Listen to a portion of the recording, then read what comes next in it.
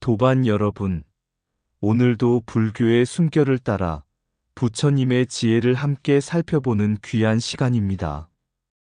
오늘 우리가 만나볼 이야기는 조금 특별합니다. 서라벌의 시궁창에 누워 지내며 술에 취한 듯 바루를 두드리며 거리를 떠돌았다는 한 스님과 신라불교를 대표하는 위대한 사상가 원효대사의 이야기입니다. 사람들은 대한 스님을 겉모습만 보고 괴짜라 생각했지만 원효대사는 그 안에 감춰진 깊은 지혜를 알아보았습니다. 불교에서는 늘 우리에게 말합니다. 모든 것은 인연으로 만나며 모든 존재에는 우리가 미처 알지 못한 모습이 있다. 우리는 살아가면서 사람을 너무 쉽게 판단합니다. 말투 하나를 보고 판단하고, 옷차림을 보고 판단하고, 다른 사람들의 평가를 듣고 그 사람의 전부를 안 것처럼 생각합니다. 그러나 부처님의 눈으로 보면 사람의 참모습은 겉으로 드러난 모습만으로 알 수 없습니다. 흙탕물 속에서도 연꽃은 피어나고 거친 돌틈에서도 샘물은 솟아오릅니다. 대한 스님의 삶이 바로 그러했습니다. 세상의 눈에는 이해하기 어려운 사람이었지만 그의 깊은 곳에는 경전의 뜻을 꿰뚫어보는 지혜가 있었습니다. 그리고 대한 스님은 자신이 빛나려고 하지 않고 오히려 원효대사의 지혜를 알아보고 그에게 법을 맡겼습니다. 여기에 참된 도반의 모습이 있습니다. 내가 높아지는 것이 아니라 서로의 지혜를 밝혀주는 것, 내가 드러나는 것이 아니라 진리가 드러나게 하는 것. 이것이 불교가 말하는 아름다운 인연일 것입니다. 오늘 우리는 대한 스님과 원효대사의 이야기를 따라가면서 한 가지 깊은 질문을 마음에 품어보겠습니다. 나는 사람을 겉모습으로 보고 있지는 않은가? 그리고 또 하나 묻겠습니다. 나는 나와 만나는 인연 속에서 서로의 좋은 씨앗을 발견하고 있는가? 금강산매경을 둘러싼 대한 스님과 원효대사의 인연은 단순히 옛날 고승들의 재미있는 이야기가 아닙니다.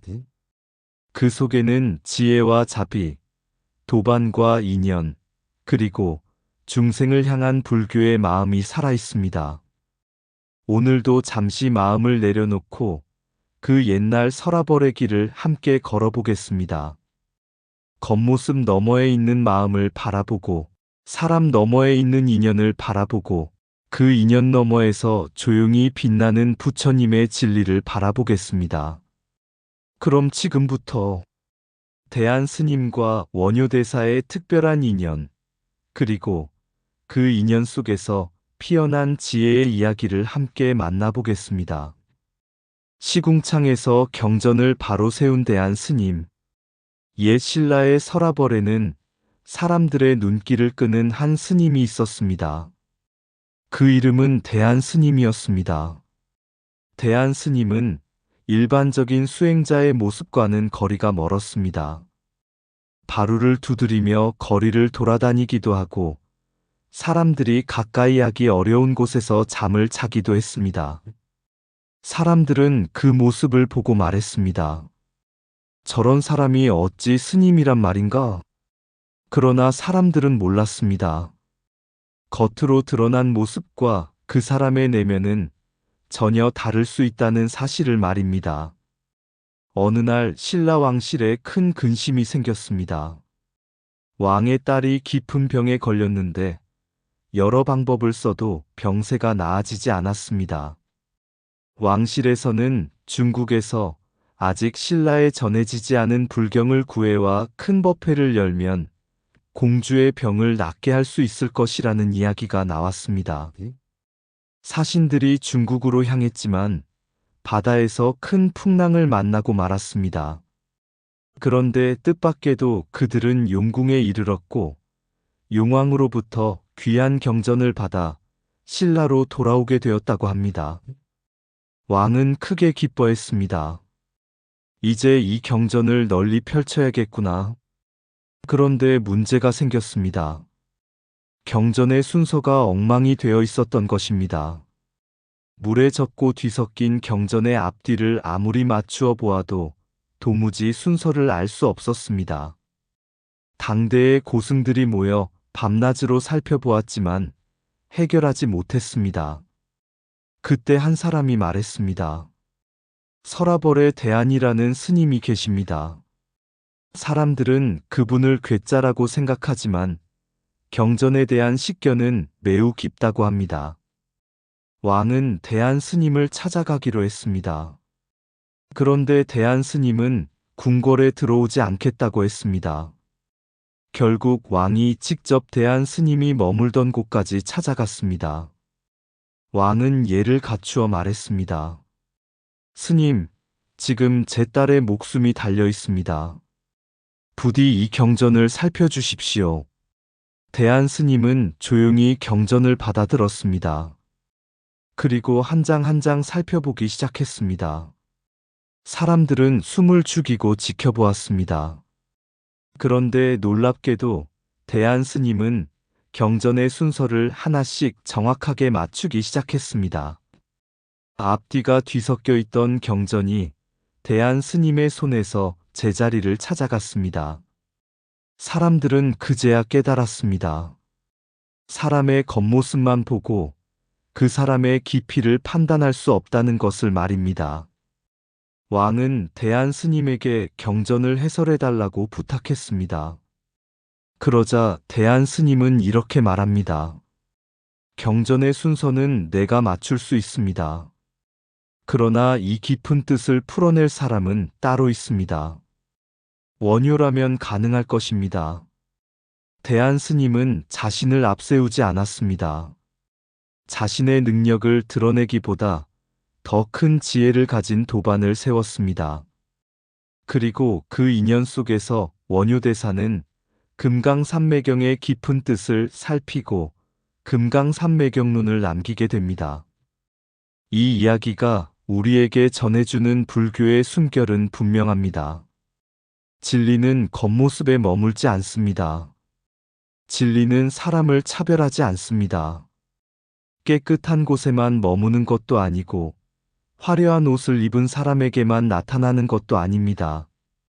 때로는 우리가 외면했던 사람에게서 지혜의 빛이 나타나고 때로는 보잘것없어 보였던 인연이 우리 삶의 방향을 바꾸기도 합니다. 그래서 수행자는 사람을 볼 때 먼저 판단하지 않습니다. 저 사람은 어떤 사람이다 라고 단정하기보다 저 사람 안에는 어떤 불성이 피어나고 있을까 하고 바라봅니다. 대안 스님과 원효대사의 인연도 바로 그러했습니다. 한 사람은 세상의 눈으로 보면 괴짜였고 한 사람은 세상의 비난을 받기도 했습니다.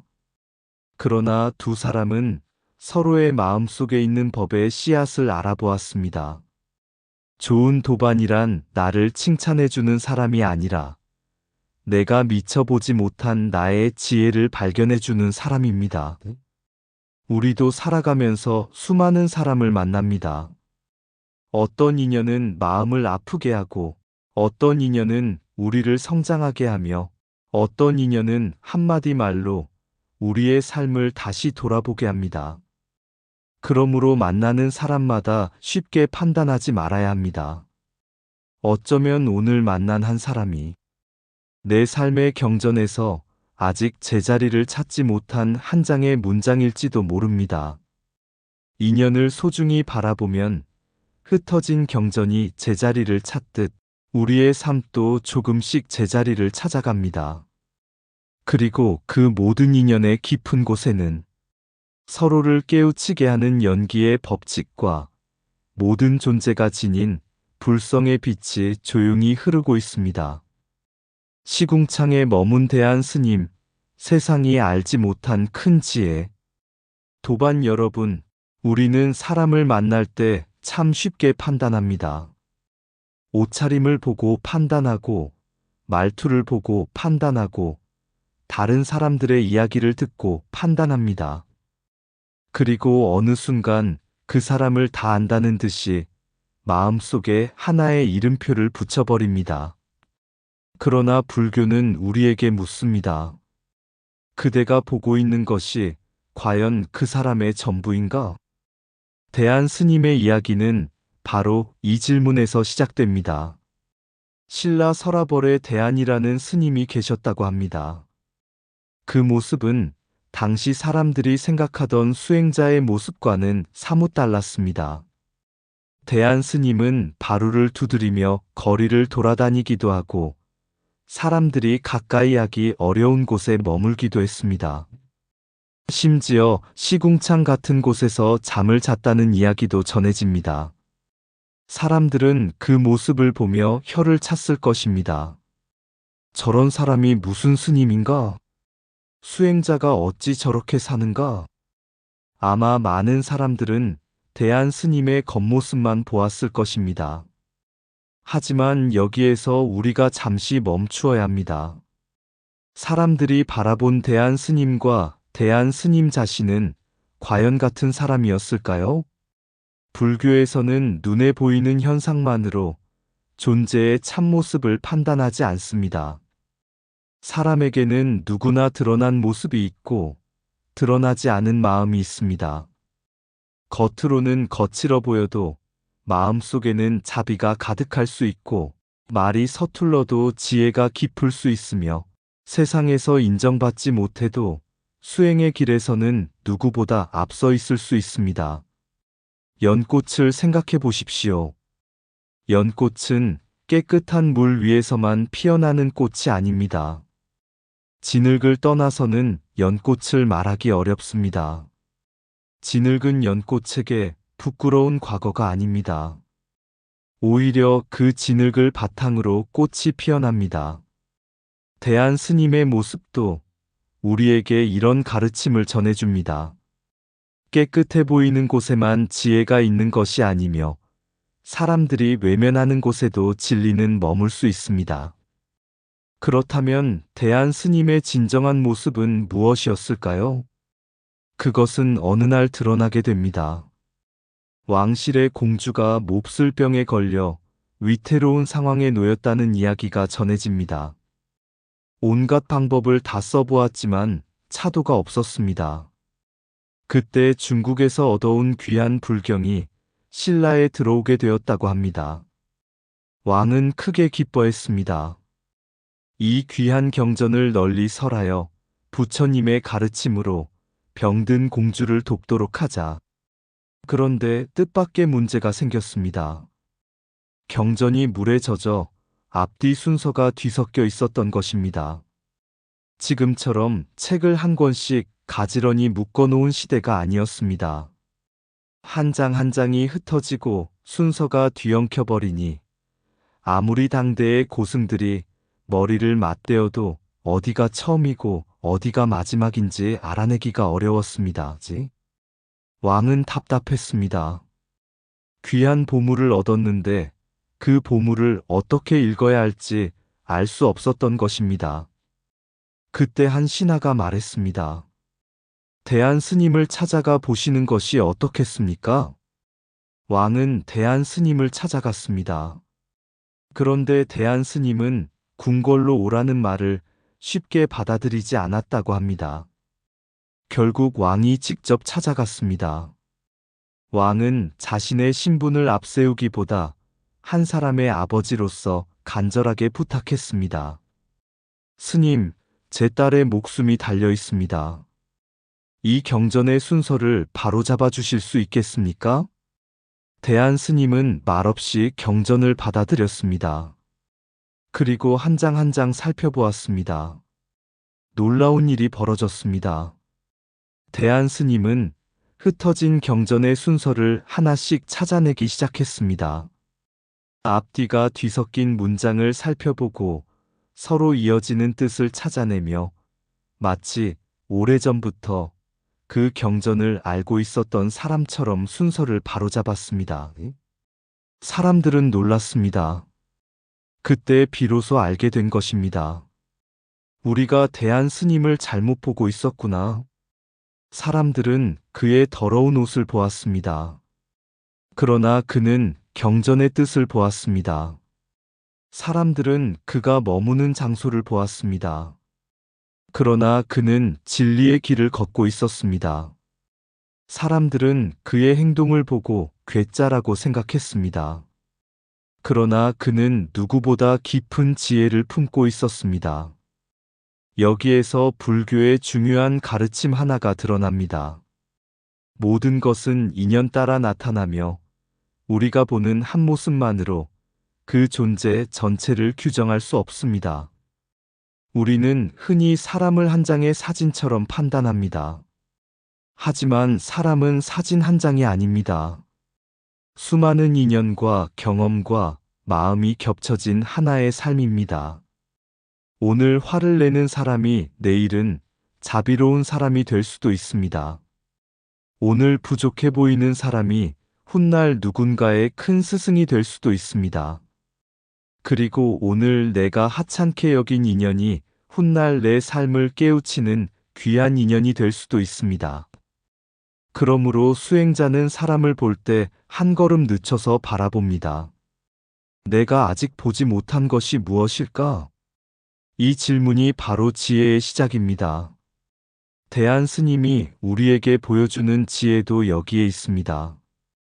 그는 세상의 인정에 자신을 맞추지 않았습니다. 사람들이 자신을 어떻게 평가하는지에 매달리지 않았습니다. 그리고 자신의 지혜를 증명하기 위해 떠들지도 않았습니다. 필요한 순간이 오자 조용히 경전을 펼쳤고 자신의 능력으로 해야 할 일을 했습니다. 더욱 아름다운 것은 그 다음입니다. 왕이 경전의 해설까지 부탁하자 대한 스님은 자신을 내세우지 않았다고 전해집니다. 이 경전의 깊은 뜻을 풀어낼 사람은 원효일 것입니다. 이 한마디에서 대한 스님의 또 다른 지혜를 볼 수 있습니다. 진정한 지혜는 자신을 크게 만드는 것이 아니라 다른 사람의 지혜를 알아보는 데 있습니다. 세상에서는 서로 앞에 서려고 합니다. 내가 더 잘 안다. 내가 더 높다. 내가 더 뛰어나다. 하지만 수행의 세계에서는 다릅니다. 내가 잘하는 것은 내가 하고 다른 사람이 잘하는 것은 그 사람에게 맡깁니다. 그리고 서로의 지혜를 모아 하나의 큰 법을 이루어 갑니다. 이것이 바로 도반의 아름다운 모습입니다. 대한 스님이 경전의 순서를 바로잡았다면 원효대사는 그 경전의 깊은 뜻을 풀어냈습니다. 한 사람의 지혜가 다른 사람의 지혜를 만나자 법의 빛이 더욱 밝아졌습니다. 이것이 연기입니다. 홀로 완성되는 지혜가 아니라 서로의 인연 속에서 깊어지는 지혜. 대한 스님과 원효대사의 인연은 우리에게 그것을 보여줍니다. 도반 여러분, 우리 주변에도 대한 스님과 같은 사람이 있을지 모릅니다. 말수가 적어서 우리가 제대로 알지 못했던 사람, 세상에서 인정받지 못했던 사람, 우리 기준으로는 부족해 보였던 사람. 그 사람 안에도 우리가 아직 발견하지 못한 지혜의 씨앗이 있을 수 있습니다. 그러니 사람을 쉽게 버리지 마십시오. 사람을 쉽게 단정하지 마십시오. 그리고 무엇보다 자신의 모습도 너무 빨리 판단하지 마십시오.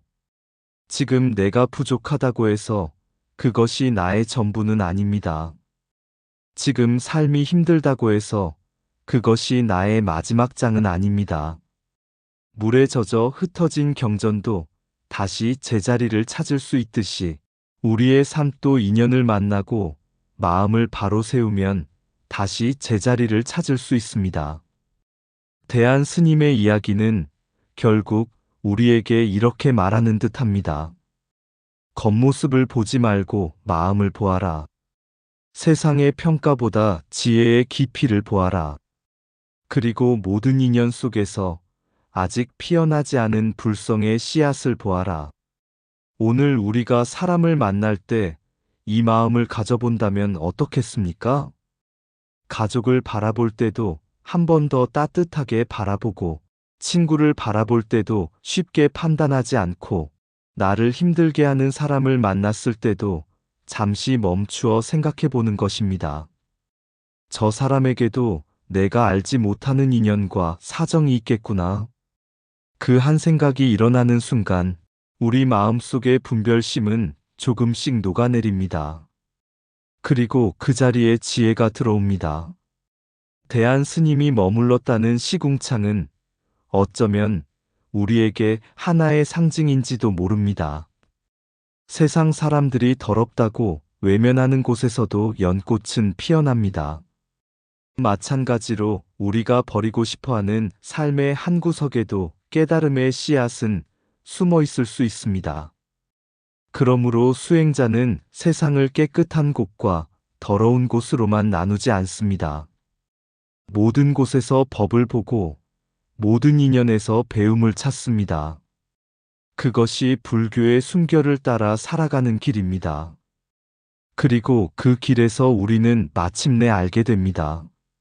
지혜로운 사람은 반드시 지혜로운 모습으로 나타나는 것이 아니며 진리는 반드시 우리가 기대하는 모습으로 찾아오는 것도 아니라는 사실을.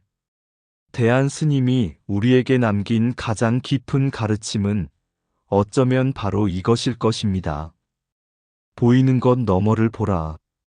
그 한 걸음 깊이 들어갈 때 사람을 보는 눈도 달라지고 세상을 보는 눈도 달라지며 마침내 자기 자신을 바라보는 눈도 달라집니다.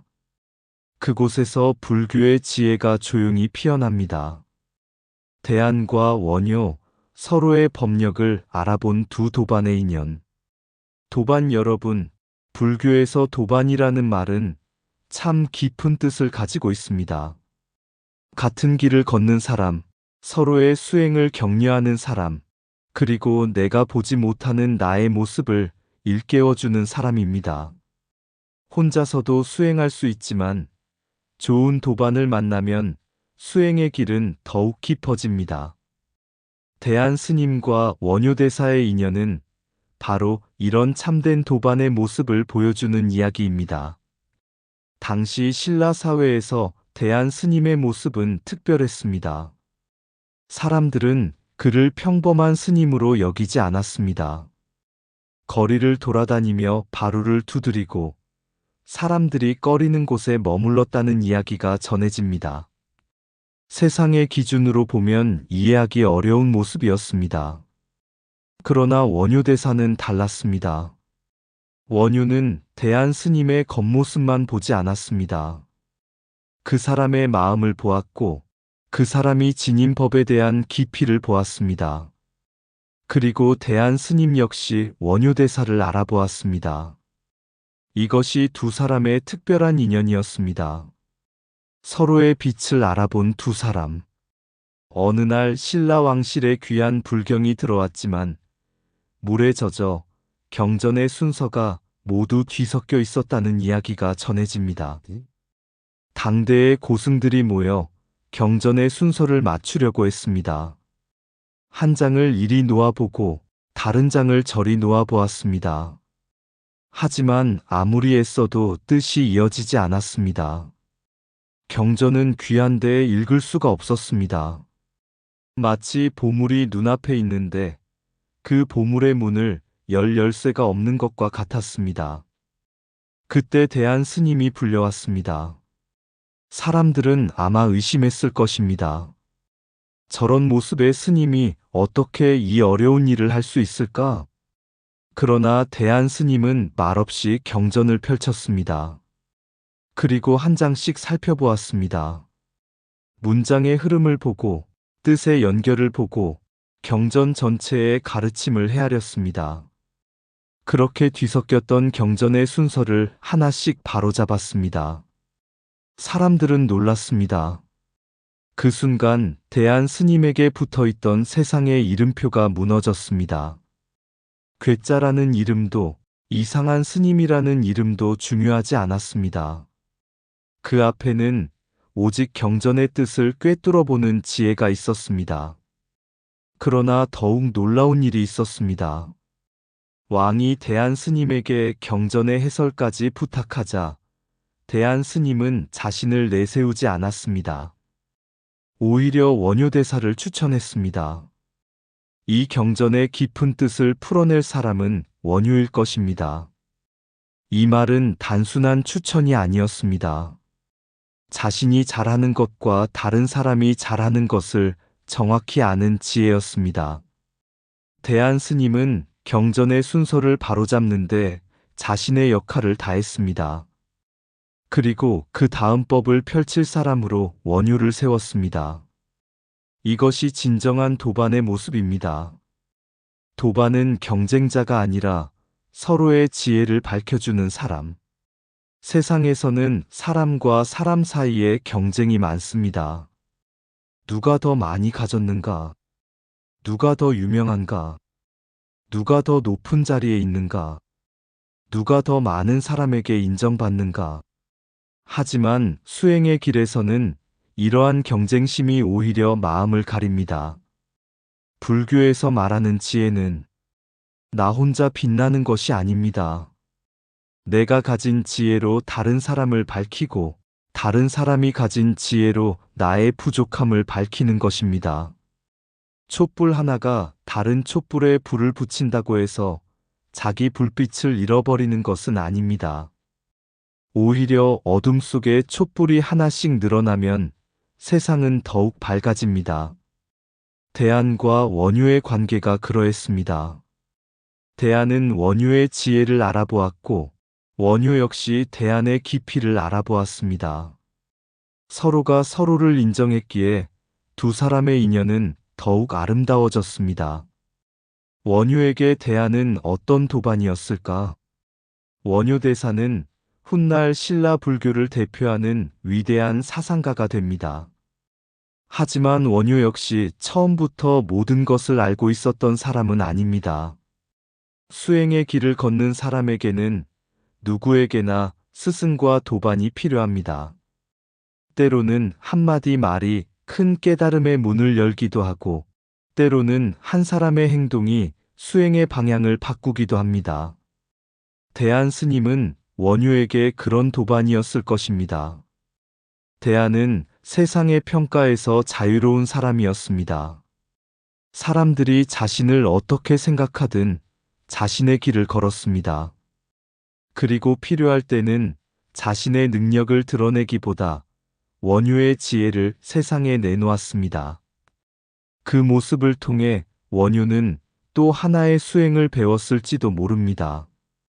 진정한 법력은 자신을 높이는 데 있지 않다. 법을 많이 아는 것도 중요하지만 그 법을 누구에게 맡겨야 하는지 아는 것도 지혜입니다. 자신이 모든 것을 해야 한다고 생각하지 않는 것, 다른 사람의 장점을 진심으로 인정하는 것, 그리고 좋은 인연을 통해 더 큰 법을 이루는 것. 이건 역시 수행입니다.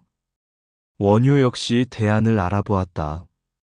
하지만 이 인연은 한쪽에서만 이루어진 것이 아닙니다. 대안만 원효를 알아본 것이 아닙니다. 원효도 대안 스님의 깊이를 알아보았습니다. 사람들은 대안의 겉모습을 보았지만 원효는 그 안에 있는 지혜를 보았습니다. 이것이 바로 해안입니다. 육안은 눈에 보이는 것을 봅니다. 하지만 지혜의 눈은 그 너머를 봅니다. 육안으로는 시궁창에 머무는 괴짜 스님이 보일 수 있습니다. 그러나 해안으로 보면 경전의 뜻을 꿰뚫어 보는 수행자가 보입니다. 사람을 볼 때도 마찬가지입니다. 누군가가 나에게 무뚝뚝하게 말한다고 해서 그 사람의 마음 전체가 나쁜 것은 아닙니다. 누군가가 실수를 했다고 해서 그 사람의 삶 전체가 잘못된 것도 아닙니다. 누군가가 지금 힘든 모습을 보인다고 해서 그 사람이 앞으로도 계속 그런 모습으로 살아가는 것도 아닙니다. 불교의 눈은 사람을 하나의 모습으로 고정하지 않습니다. 모든 존재는 인연 따라 변하고 마음도 수행에 따라 변하며 삶도 새로운 인연을 만나면 달라질 수 있기 때문입니다. 참된 도반은 나의 부족함을 비추는 거울이다. 우리에게도 이런 도반이 필요합니다. 나를 무조건 칭찬하는 사람이 아니라 내가 잘못된 길을 갈 때 조용히 알려주는 사람. 내가 교만해질 때 마음을 낮추게 하는 사람. 내가 절망할 때 다시 일어날 힘을 주는 사람. 그리고 내가 가진 좋은 점을 내가 모를 때 그것을 발견해 주는 사람. 그런 사람이 진정한 도반입니다. 대안과 원효는 서로에게 그런 존재였다고 볼 수 있습니다. 두 사람은 똑같은 사람이 아니었습니다. 성품도 달랐고 살아가는 모습도 달랐습니다. 하지만 법을 향한 마음이라는 큰 방향에서 만났습니다. 그래서 서로 다른 두 사람이 하나의 큰 인연을 이루게 되었습니다. 이것이 연기의 아름다움입니다. 금강산매경론으로 이어진 인연. 대안 스님이 경전의 순서를 바로잡고 원효대사를 추천하면서 이야기는 새로운 방향으로 나아갑니다. 원효대사는 그 경전을 깊이 연구하여 금강산매경론이라는 주석서를 남겼다고 전해집니다. 그리고 황룡사에서 이 경전의 깊은 뜻을 설했다는 이야기가 이어집니다. 여기에서 우리는 중요한 사실을 생각해 볼 수 있습니다. 대안 스님이 없었다면 원효의 지혜가 그 경전과 어떻게 만났을지 알 수 없습니다. 또 원효 대사가 없었다면 대안 스님이 바로잡은 경전의 깊은 뜻이 어떻게 널리 펼쳐졌을지도 알 수 없습니다. 한 사람이 시작한 일이 다른 사람에게 이어지고 한 사람의 지혜가 다른 사람의 지혜를 만나 더 큰 법으로 펼쳐집니다. 이것이 바로 인연입니다. 어느 한 사람만으로 완성되는 것이 아니라 서로의 인연이 모여 하나의 법을 이루는 것. 오늘 우리의 도반은 누구입니까? 도반 여러분, 오늘 우리의 삶을 돌아봅시다. 내가 힘들 때 곁을 지켜준 사람은 누구였습니까? 내가 잘못된 길을 갈 때 한마디 충고를 해준 사람은 누구였습니까? 내가 나 자신을 믿지 못할 때 당신에게도 좋은 힘이 있습니다. 라고 말해준 사람은 누구였습니까? 그 사람이 바로 나에게 온 도반일 수 있습니다. 그리고 우리도 누군가에게 그런 도반이 되어야 합니다. 상대의 허물을 먼저 찾기보다 장점을 찾아주고 상대의 실패를 비난하기보다 다시 일어설 수 있도록 손을 내밀고 상대의 어둠을 탓하기보다 작은 등불 하나를 밝혀주는 것입니다. 그것이 보살의 마음입니다. 대안과 원효의 인연은 단순히 두 고승의 우정에 관한 이야기가 아닙니다. 그 안에는 불교의 중요한 진리가 들어 있습니다. 사람은 서로 의지하며 살아가고 지혜도 인연을 통해 더욱 깊어집니다. 그리고 진정한 도반은 내 앞에서 나를 빛나게 하는 사람이 아니라 내가 가진 빛을 발견하게 해주는 사람입니다. 대안 스님은 원효의 지혜를 알아보았고 원효 대사는 대안 스님의 깊이를 알아보았습니다. 두 사람은 서로의 부족함을 따지기보다 서로의 장점을 살렸습니다. 그래서 두 사람의 인연은 개인적인 우정을 넘어 불법을 세상에 전하는 인연으로 이어졌습니다. 우리도 오늘부터 사람을 바라볼 때 조금 다른 눈으로 바라보면 좋겠습니다. 저 사람은 나에게 무엇을 줄 수 있을까? 가 아니라 저 사람 안에 어떤 지혜가 숨어 있을까? 그리고 또 하나, 나는 저 사람에게 어떤 좋은 인연이 되어줄 수 있을까? 이렇게 바라본다면 우리의 인간관계도 수행의 길이 됩니다. 한 사람을 이해하는 것이 곧 자비가 되고 한 사람의 장점을 발견하는 것이 곧 보시가 되며 한 사람의 부족함을 기다려주는 것이 곧 인육이 됩니다. 그러므로 도반의 인연을 소중히 여기십시오. 인연은 우연히 찾아오는 것처럼 보이지만 그 안에는 수많은 조건과 시간이 서로 만나고 있습니다.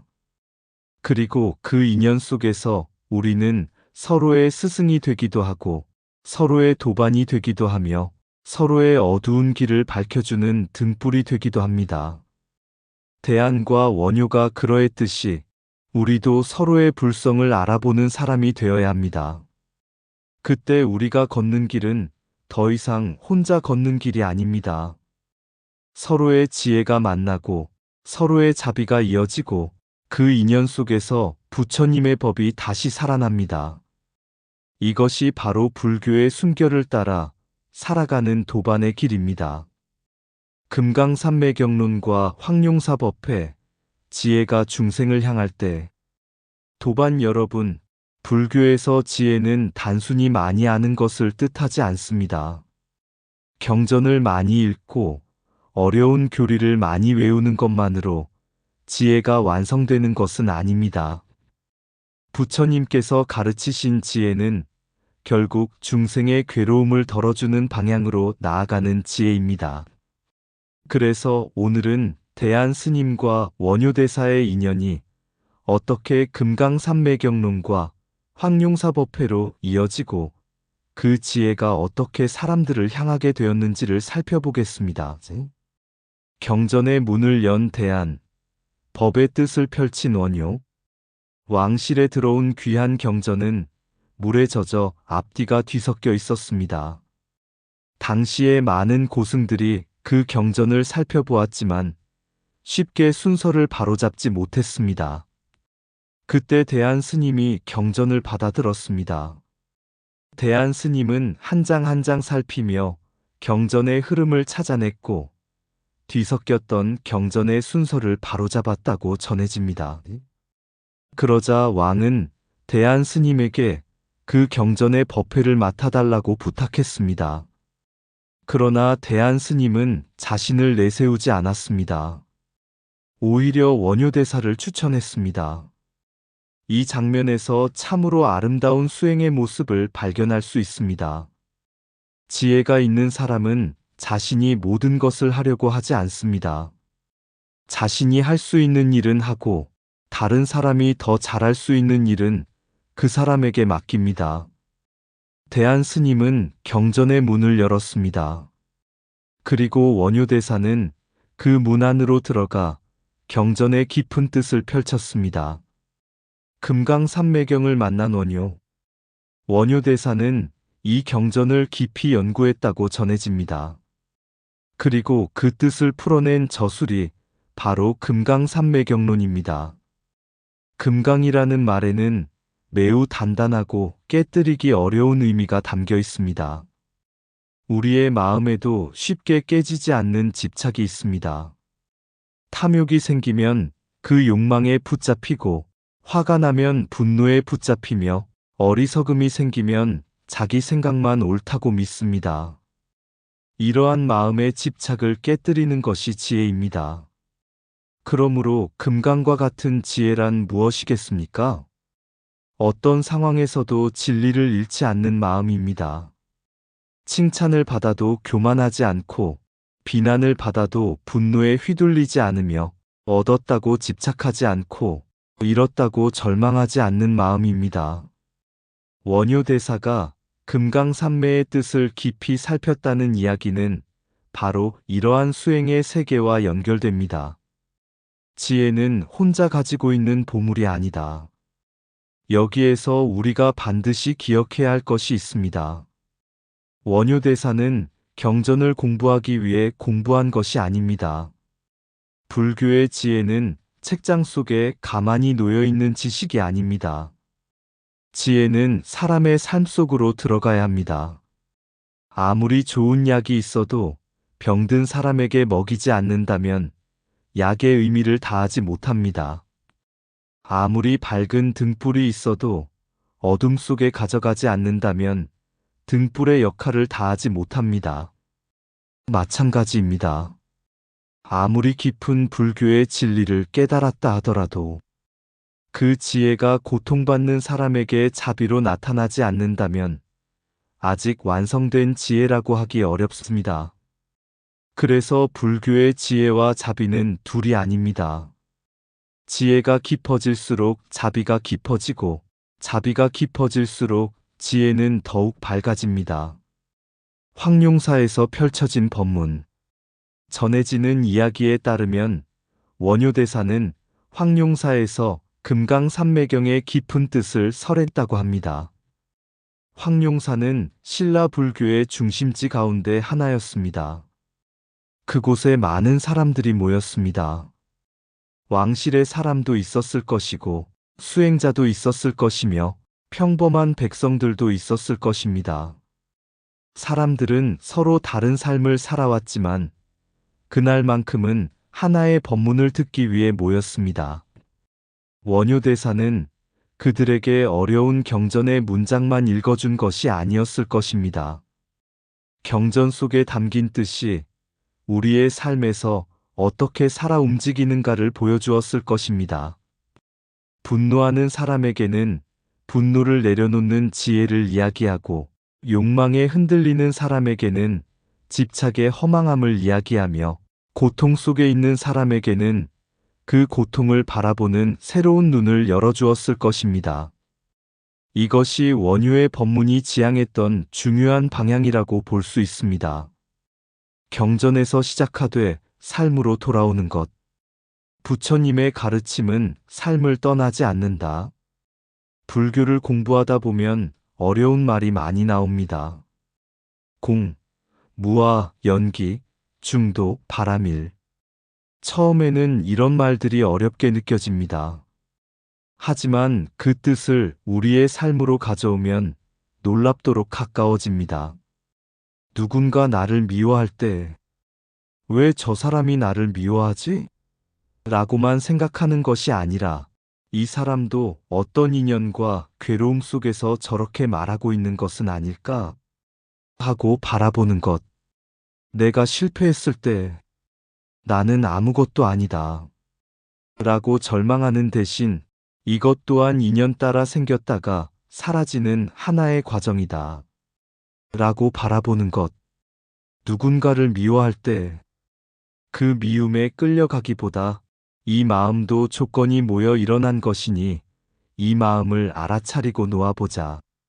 라고 바라보는 것. 이것이 바로 경전의 지혜가 우리의 삶으로 들어오는 순간입니다. 공주를 살리고자 했던 법회. 이 이야기에는 왕실 공주의 병을 둘러싼 전설도 함께 전해집니다. 불경을 얻어오게 된 이유도 공주의 병을 낫게 하기 위한 것이었습니다. 오늘날 우리는 이러한 이야기를 단순히 기적의 이야기로만 받아들일 필요는 없습니다.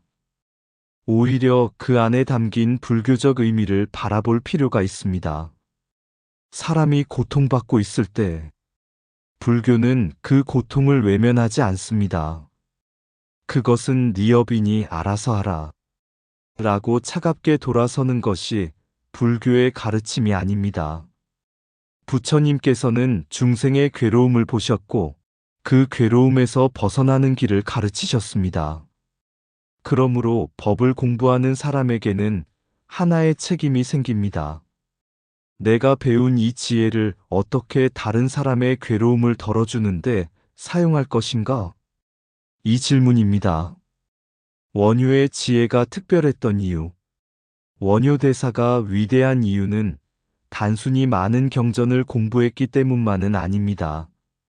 그는 불교의 깊은 사상을 사람들의 삶과 연결하려고 했습니다. 불교가 특정한 사람들만의 어려운 학문으로 머물러서는 안 된다는 마음이 있었습니다. 누구나 부처님의 가르침을 만날 수 있어야 하고, 누구나 자신의 마음을 돌아볼 수 있어야 하며, 누구나 괴로움에서 벗어날 길을 찾아야 한다는 것입니다. 이것이 원효의 불교가 오늘날까지 살아있는 이유 가운데 하나입니다. 법은 높은 곳에만 있어서는 안 됩니다. 법은 시장에도 있어야 하고, 가정에도 있어야 하며, 고통받는 사람의 마음에도 있어야 합니다. 밥을 먹는 자리에서도 법을 실천하고, 사람과 다투는 순간에도 법을 기억하고, 가족을 사랑하는 순간에도 자비를 실천해야 합니다. 그렇게 될 때 불교는 박물관 속의 유물이 아니라 오늘을 살아가는 가르침이 됩니다. 지혜와 자비가 만나는 자리. 도반 여러분, 우리가 불교를 공부하는 이유도 여기에 있습니다. 경전을 읽고 지식을 쌓기 위해서만은 아닙니다. 내 마음을 조금 더 맑게 하기 위해서입니다. 화를 조금 덜 내고 욕심을 조금 내려놓고 다른 사람의 아픔을 조금 더 이해하고 오늘보다 내일 조금 더 자비로운 사람이 되기 위해서입니다. 그렇다면 법문을 듣고 난 뒤 우리의 삶에는 무엇이 달라져야 할까요? 오늘 가족에게 따뜻한 말 한마디를 건네는 것. 나를 힘들게 하는 사람에게 즉시 화내지 않고 한 번 숨을 고르는 것. 욕심이 올라올 때 이것이 정말 나에게 필요한 것인가? 하고 자신에게 묻는 것. 누군가 어려움에 처했을 때 작은 도움이라도 내미는 것. 이런 작은 실천 하나하나가 바로 법이 삶으로 내려오는 순간입니다. 황룡사의 법문은 오늘 우리에게도 이어진다. 황룡사는 이제 옛 모습 그대로 남아있지 않습니다. 그러나 법의 자리는 사라지지 않았습니다. 절이 없어도 법은 살아있고 경전의 장소가 달라져도 지혜는 이어집니다. 오늘 우리가 앉아있는 바로 이 자리에서도 부처님의 가르침을 배우고 실천한다면 그곳이 곧 작은 법당이 될 수 있습니다. 우리의 마음이 맑아지는 순간 그곳에 법의 향기가 피어납니다. 우리의 말 한마디가 누군가에게 위로가 되는 순간 그곳에 자비의 법이 살아납니다. 우리의 욕심 하나를 내려놓는 순간 그곳에서 수행이 시작됩니다. 그래서 금강산매경론과 황룡사법회의 이야기는 우리에게 아주 중요한 질문을 던집니다. 나는 무엇을 알고 있는가? 이 질문보다 더 중요한 질문은 이것입니다. 내가 알고 있는 진리를 어떻게 살아갈 것인가? 경전을 읽는 것에서 끝나지 않고 경전의 뜻을 마음에 새기고 그 마음을 행동으로 옮기며 그 행동이 다른 사람의 괴로움을 덜어줄 때 그때 비로소 지혜는 살아있는 법이 됩니다. 대안 스님은 경전에 흩어진 문장을 제자리로 돌려놓았습니다. 원효대사는 그 경전의 깊은 뜻을 세상에 펼쳤습니다. 한 사람은 경전의 길을 열었고 한 사람은 그 길을 중생에게 보여주었습니다. 그리고 그 인연은 오늘 우리에게까지 이어져 있습니다. 도반 여러분, 우리도 작은 원효가 될 수 있습니다. 거창한 법문을 하지 않아도 됩니다. 내가 먼저 마음을 닫고, 내가 먼저 욕심을 내려놓고, 내가 먼저 미움을 풀고, 내가 먼저 자비를 실천하면 됩니다. 그 순간 우리는 누군가에게 작은 법문이 됩니다. 사람을 살리는 말 한마디, 용서하는 마음 하나, 베푸는 손길 하나가 오늘의 금강산매경론이 될 수 있습니다. 불교의 진리는 책 속에만 잠들어 있는 것이 아닙니다. 진리는 살아있는 사람의 마음에서 깨어나고 자비로운 행동을 통해 세상으로 흘러갑니다. 그러므로 우리가 배운 지혜를 마음속에만 간직하지 맙시다. 한 사람에게 따뜻하게 전하고, 한 사람의 아픔을 덜어주고, 한 사람의 어둠에 작은 등불이 되어줍시다. 그때 우리의 삶도 작은 황룡사가 됩니다. 그곳에서 지혜가 피어나고, 그 지혜가 자비가 되어 흐르고, 그 자비가 또 다른 사람의 마음을 밝힙니다. 이것이 불교의 숨결을 따라 진리를 살아가는 길이며 대안 스님과 원효대사가 오늘 우리에게 전해주는 깊은 법의 뜻입니다. 사람의 겉모습을 보지 말고 그 마음을 보라. 보이는 모습 너머에 아직 드러나지 않은 지혜가 있다. 진정한 지혜는 자신을 높이는 데 있지 않고 다른 사람의 지혜를 알아보는 데 있다. 좋은 도반은 내 곁에서 나를 빛나게 하는 사람이 아니라 내 안에 있는 빛을 발견하게 하는 사람이다. 세상이 괴짜라 부른 사람에게서도 부처님의 지혜는 피어날 수 있다. 그러므로 사람을 쉽게 판단하지 말라. 흙탕물 속에서도 연꽃이 피듯 고통과 혼란 속에서도 깨달음의 씨앗은 자란다. 경전의 글자를 아는 것보다 중요한 것은 그 가르침을 삶 속에서 실천하는 것이다. 지혜가 깊어질수록 자비가 깊어진다. 참된 지혜는 반드시 중생을 향한다. 내가 모든 것을 잘하려 하지 말라. 내가 잘할 수 있는 것은 다 하고 다른 이의 빚도 기꺼이 세워주어라. 한 사람의 지혜는 작은 등불이지만 서로의 지혜가 만나면 어둠을 밝히는 큰 법의 빛이 된다. 진리는 높은 곳에만 머물지 않는다. 고통받는 사람의 마음 속에도 부처님의 길은 열려 있다. 오늘의 부족함이 삶의 마지막 장은 아니다. 인연이 바뀌면 삶의 다음 문장도 달라진다. 미움이 일어날 때 그 사람만 보지 말고 그 미움이 생겨난 인연을 바라보라. 그곳에서 자비가 시작된다. 경전에 흩어진 장을 제자리로 돌려놓듯 수행자는 흩어진 자신의 마음을 하나씩 제자리로 돌려놓아야 한다. 법을 배워 나만 편안해지는데 그치지 말고 내가 얻은 지혜로 한 사람의 괴로움이라도 덜어주어라. 대안과 원효가 서로의 법력을 알아보았듯 우리도 모든 인연 속에서 불성의 빛을 발견하라. 그때 만남은 수행이 되고 삶은 법문이 된다. 흩어진 경전이 제자리를 찾듯 우리의 마음도 제자리를 찾습니다. 도반 여러분, 오늘 우리는 대안 스님과 원효대사의 특별한 인연을 따라 긴 이야기를 함께 걸어왔습니다.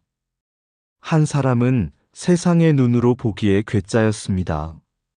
시궁창 같은 곳에 머물고 바루를 두드리며 서라벌을 돌아다녔다고 합니다. 또 한 사람은 훗날 신라 불교를 대표하는 위대한 사상가가 되었습니다. 겉으로 보면 전혀 어울리지 않는 두 사람이었습니다. 그러나 두 사람에게는 하나의 공통점이 있었습니다. 진리를 향한 마음이었습니다.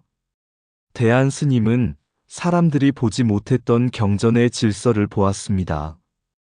원효대사는 그 경전 속에 담긴 깊은 뜻을 세상에 펼쳤습니다. 한 사람은 경전에 흩어진 조각을 제자리로 돌려놓았고, 한 사람은 그 안에 담긴 지혜를 사람들의 마음 속에 심었습니다. 생각해보면 우리의 삶도 이와 같습니다. 우리의 마음도 때로는 물에 젖은 경전처럼 뒤죽박죽 되어 있습니다. 어제의 걱정과 오늘의 근심이 뒤섞이고 지난날의 상처와 미래에 대한 두려움이 뒤섞입니다. 누군가의 말 한마디에 마음이 흔들리고 작은 손해 하나에도 화가 나며 지나간 일을 붙잡고 후회하기도 합니다. 마음속 경전의 페이지가 모두 흩어진 것처럼 느껴질 때가 있습니다. 그럴 때 우리는 생각합니다. 내 삶은 왜 이렇게 복잡한가? 그러나 불교는 우리에게 복잡한 삶을 억지로 없애라고 하지 않습니다. 먼저 하나씩 바라보라고 가르칩니다. 화가 나면 내가 지금 화가 났구나. 욕심이 생기면 내 마음에 욕심이 일어났구나. 두려움이 생기면 내 마음에 두려움이 있구나.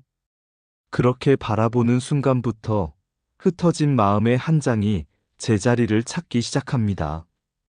수행은 거창한 것이 아닙니다. 흩어진 마음을 다시 제자리로 돌려놓는 일입니다. 그리고 오늘 대안 스님과 원효대사의 이야기를 통해 우리는 사람을 바라보는 법도 배웠습니다. 사람을 겉모습만 보고 판단하지 않는 것입니다.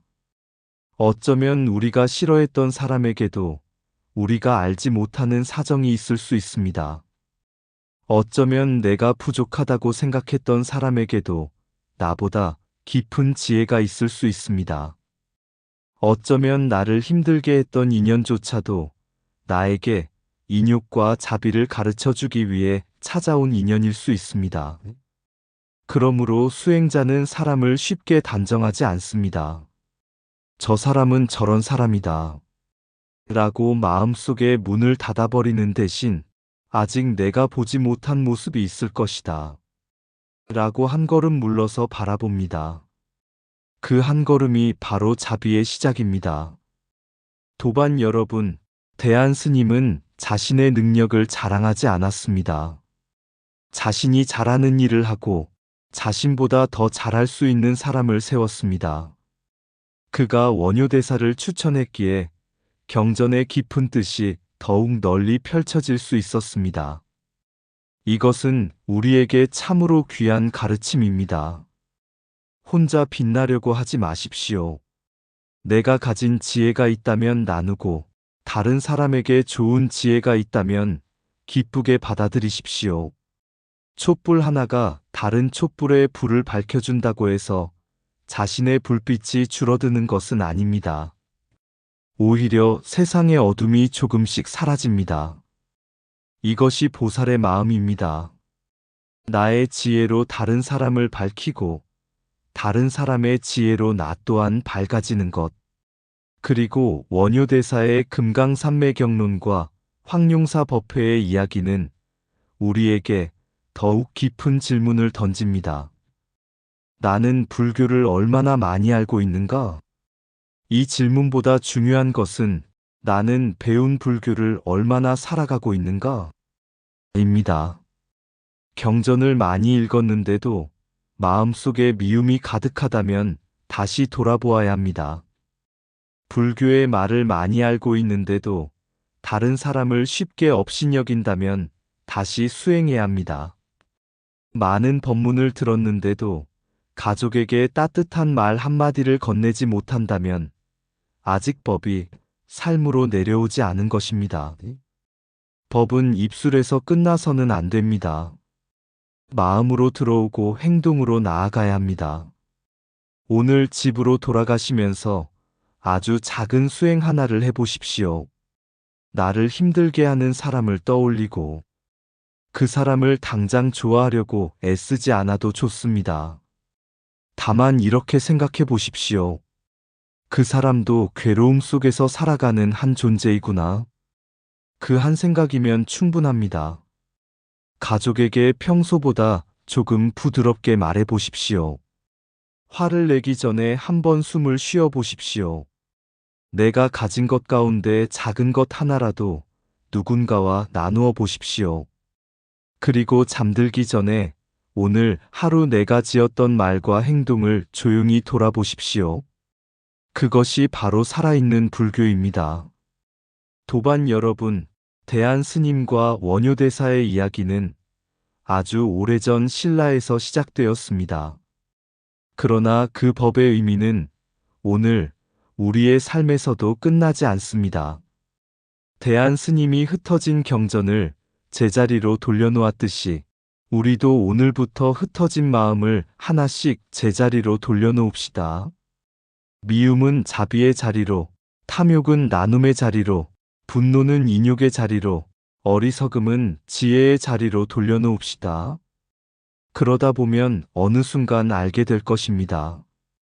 깨달음은 멀리 있는 특별한 사건이 아니라 매 순간 우리의 마음을 바르게 돌려놓는 과정이라는 것을, 그리고 우리가 누군가를 이해하고 누군가를 용서하고 누군가에게 따뜻한 손길을 내미는 순간 그곳에 부처님의 가르침이 살아 있습니다. 황룡사의 옛 기둥이 사라져도 법은 사라지지 않습니다. 옛 스님들의 목소리가 들리지 않아도 그들의 가르침은 우리의 마음에서 다시 살아날 수 있습니다. 대안의 지혜가 원효에게 이어졌듯이, 원효의 법문이 사람들에게 이어졌듯이 오늘 우리가 배운 한마디의 진리도 우리의 말과 행동을 통해 또 다른 사람에게 이어질 수 있습니다. 그러므로 오늘 배운 법을 마음속에만 간직하지 마십시오. 한 사람에게 따뜻하게 전하십시오. 한 사람의 아픔을 조금 덜어주십시오. 한 사람의 실수를 한 번 더 기다려 주십시오. 그 순간 우리의 삶도 작은 법당이 됩니다. 마지막으로 마음의 한 구절을 새겨봅니다. 흩어진 경전이 제자리를 찾듯 흩어진 마음도 지혜를 만나 제자리를 찾는다. 그리고 제자리를 찾은 마음은 다시 세상을 향해 자비의 길을 걷는다. 도반 여러분, 오늘도 불교의 순결을 따라 한 걸음 걸으셨습니다. 그 한 걸음이 비록 작아 보여도 괜찮습니다. 수행은 한 번에 세상을 바꾸는 일이 아니라 오늘의 나를 어제보다 조금 더 맑게 만드는 일이기 때문입니다. 대한 스님의 지혜와 원효대사의 법을 마음에 담고 우리도 서로에게 좋은 도반이 되어 봅시다. 그리고 우리가 만나는 모든 인연 속에서 아직 피어나지 않은 불성의 씨앗을 바라봅시다. 그때 우리의 삶은 단순한 하루가 아니라 수행이 되고 우리의 만남은 단순한 인연이 아니라 법이 되며 우리의 작은 자비 하나가 누군가의 어두운 길을 밝히는 등불이 될 것입니다. 오늘도 부처님의 지혜가 마음에 머물고 그 지혜가 자비가 되어 세상으로 흘러가기를 발언합니다. 성불하십시오. 흩어진 경전, 다시 제자리를 찾다. 서라벌 어느 길모퉁이, 사람들이 지나치던 자리. 대안은 조용히 앉아 바루를 두드렸습니다. 사람들은 그를 보고 괴짜라 말했지만 그의 마음 깊은 곳에는 아무도 보지 못한 법의 등불이 타고 있었습니다. 세상이 더럽다 말한 곳에서 그는 잠을 청했고 사람들이 외면한 자리에서 그는 하늘을 바라보았습니다. 그러던 어느 날 물에 젖어 흩어진 경전이 그의 앞에 놓였습니다. 어디가 처음인지 어디가 마지막인지 사람들은 알지 못했습니다. 그러나 대안은 한 장을 들고 또 한 장을 들었습니다. 흩어진 문장 사이에서 인연의 길을 찾고 끊어진 뜻 사이에서 법의 맥을 찾았습니다. 마침내 흩어진 경전은 다시 제자리를 찾았습니다. 그때 대안은 말했습니다. 이 깊은 뜻을 펼칠 사람은 원효일 것입니다. 자신을 드러내지 않고 도반의 빛을 세워주는 마음. 그곳에 참된 지혜가 있었습니다. 원효는 경전을 펼치고 그 안에 숨은 뜻을 바라보았습니다. 금강과 같은 지혜로 탐욕을 내려놓고 분노를 녹이며 어리석음의 문을 열었습니다. 그리고 황룡사의 뜰에 법의 목소리가 울려 퍼졌습니다. 경전은 더 이상 종이 위의 글자가 아니었습니다. 고통받는 사람에게는 위로가 되었고 길을 잃은 사람에게는 등불이 되었으며 마음이 어두운 사람에게는 스스로를 돌아보는 거울이 되었습니다. 도반이여, 우리의 마음도 때로 물에 젖은 경전처럼 흩어집니다. 지난날의 상처와 오늘의 근심이 뒤섞이고 욕심과 분노가 문장의 순서를 어지럽힙니다. 그럴 때 자신을 탓하지 마십시오. 조용히 한 장씩 마음을 살펴보십시오. 화가 난 마음 한 장, 욕심난 마음 한 장, 두려운 마음 한 장. 그 모든 것을 있는 그대로 바라보십시오. 바라보는 순간 마음은 조금씩 제자리로 돌아옵니다. 그리고 어느 날 우리는 알게 됩니다.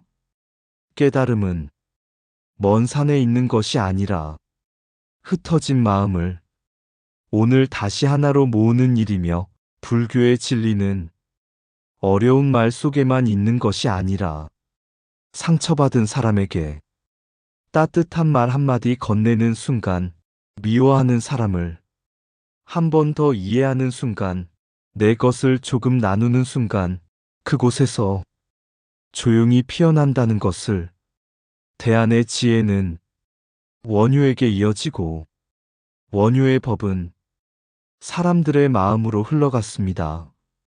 그리고 그 법의 숨결은 천년의 시간을 넘어 오늘 우리의 마음에 닿습니다. 도반이여, 사람을 겉모습으로 판단하지 마십시오.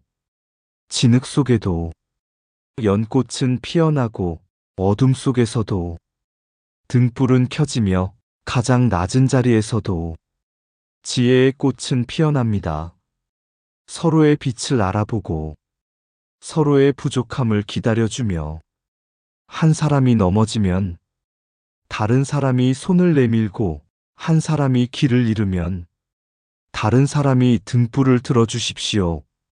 그것이 도반의 길입니다. 그것이 보살의 길입니다.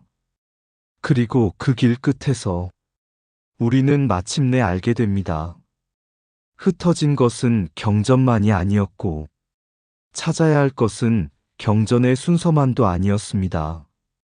정작 제자리를 찾아야 했던 것은 우리 자신의 마음이었습니다. 오늘도 마음 한 장을 제자리에 놓습니다. 미움은 내려놓고 자비를 놓습니다. 욕심은 내려놓고 보시를 놓습니다. 분노는 내려놓고 인욕을 놓습니다. 어리석음은 내려놓고 지혜를 놓습니다. 그렇게 한 장씩 마음을 바로 세우다 보면 어느 날 우리의 삶도 한 권의 경전이 됩니다. 말 한마디가 법문이 되고 걸음 하나가 수행이 되고 작은 자비 하나가 세상의 등불이 됩니다.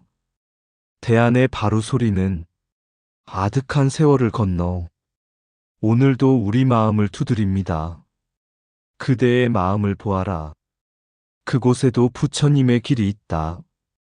바람이 지나가고 구름이 흘러가고 서라벌의 옛 시간은 사라졌지만 법의 숨결은 아직 꺼지지 않았습니다. 우리의 마음에서 다시 불을 밝히면 오늘의 한 걸음이 내일의 지혜가 되고 오늘의 자비가 누군가의 삶을 살리는 작은 연꽃이 될 것입니다.